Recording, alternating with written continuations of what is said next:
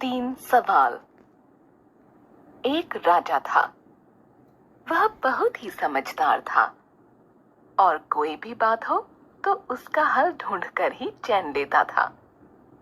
एक दिन उसके मन में कुछ सवाल आए।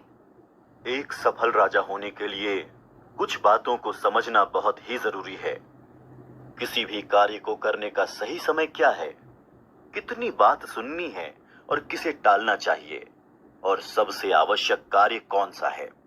एक काम करता हूँ, एक घोषणा करवा देता हूँ कि जो भी इन सवालों के जवाब देगा उसे इनाम दिया जाएगा। सुनो सुनो सुनो, राजा के 3 सवालों के उत्तर देने वाले को यथेष्ट पुरस्कार मिलेगा। यह सुनते ही दूर दूर से लोग आने लगे। इतने सारे लोग आए, लेकिन किसी के भी पास मेरे सवालों के जवाब नहीं थे। अब मैं क्या करूं? महाराज की जय हो। महाराज, पास के जंगल में वर्षों से एक साधु तप कर रहा है। लोग कहते हैं कि वह बड़ा ज्ञानी है। वह शायद हमारे प्रश्नों के उत्तर दे सके।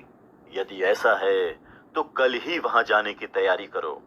अगले दिन राजा साधारण कपड़ों को धारण कर साधु को मिलने के लिए जंगल की ओर चल पड़े। तभी कुछ दूरी पर साधु की झोपड़ी दिखाई दी। राजा घोड़े से उतरकर अंगरक्षकों के साथ साधु के पास गया। ये तो बहुत ही दुबले पतले हैं, लेकिन फिर भी कुदाल से जमीन में गड्ढा खोदने में लगे हुए हैं। मुझे इनकी मदद करनी चाहिए। महाराज, आप ये कुदाल मुझे दे दीजिए। साधु बिना कुछ बोले कुदाल दे देता है और राजा गड्ढा खोदने लगता है। गड्ढा खोदने के बाद राजा ने साधु से विनम्रता पूर्वक कहा, साधु महाराज, मेरे 3 प्रश्न हैं। किसी भी कार्य को करने का सही समय क्या है, किसकी बात सुननी है और किसे टालना चाहिए, और सबसे आवश्यक कार्य कौन सा है जिनका मैं उत्तर पाने के लिए आपके पास आया हूं। साधु ने सवाल सुनकर कोई जवाब नहीं दिया। यदि आप भी मेरे प्रश्नों का उत्तर नहीं जानते तो कृपया मुझे बता दीजिए।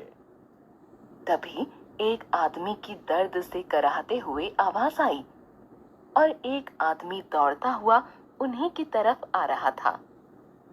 उसके पेट में से रक्त बहकर पैरों तक आ रहा था। वह राजा के पास तक आया और बेहोश हो गया। राजा और साधु ने मिलकर उसे भूमि पर लिटाया और उसके घाव को धोया। फिर उन घावों पर पट्टी बांधी और उसे अंदर लेकर गए। राजा भी थक कर देहरी पर ही सो गया। कुछ समय बाद घायल व्यक्ति को होश आया। मुझे मुझे माफ कर दीजिए महाराज। मुझसे बहुत बड़ी भूल हो गई जो मैंने आपको गलत समझा। मैं तो तुम्हें जानता भी नहीं, फिर तुम मुझसे माफी क्यों मांग रहे हो? आप मुझे नहीं जानते। आपने मेरे भाई को सजा सुनाई थी और उसकी सारी संपत्ति जब्त कर ली थी। जब मुझे पता चला कि आप यहाँ आए हैं तो मैं आपको मारने के लिए यहाँ तक आ गया, लेकिन यहाँ मुझे आपके अंगरक्षकों ने पहचान लिया और मुझे मारने की कोशिश की। इसका मतलब तुम घायल मेरे अंगरक्षकों से हुए थे? हाँ महाराज, लेकिन आपने मेरे प्राणों की रक्षा की, जिसके कारण मैं आपका ऋणी हो गया हूं। अगर मैं जीवित बचा तो मैं जीवन भर आपकी सेवा करूंगा। यह तो सच में अच्छी बात है। मैं मेरे कार्यों की वजह से तुम्हारे अंदर की कटुता मित्रता में बदल गई। मैं भी तुम्हें क्षमा करता हूं। राजा तभी झोपड़ी से बाहर आता है तो देखता है कि साधु क्यारियों में बीज बो रहे थे, जिन्हें एक दिन पहले तैयार किया था। राजा साधु से कहता है, आपने अभी तक मेरे प्रश्नों का उत्तर नहीं दिया। अगर आपको उत्तर नहीं पता तो मुझे बता दीजिए, मैं यहाँ से चला जाऊंगा। राजन, तुम्हें तुम्हारे सवालों के जवाब मिल चुके हैं, लेकिन तुम समझ नहीं सके। अगर तुम कल मेरी मदद के लिए गड्ढा नहीं खोदते और यहाँ नहीं रुकते तो तुम पर हमला हो जाता। इसका मतलब वह उस कार्य को करने का सही समय था। बिल्कुल ठीक।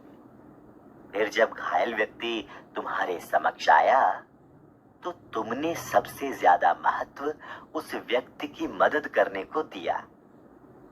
आप सही कह रहे हैं साधु महाराज। याद रखना राजन, किसी भी कार्य को करने का सही समय तब होता है जब हमारे पास शक्ति हो।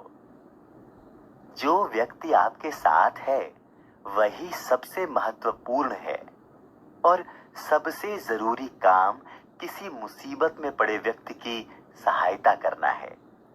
इसी में जीवन की सफलता है। आपका उत्तर पाकर तो मुझे संतोष हो गया।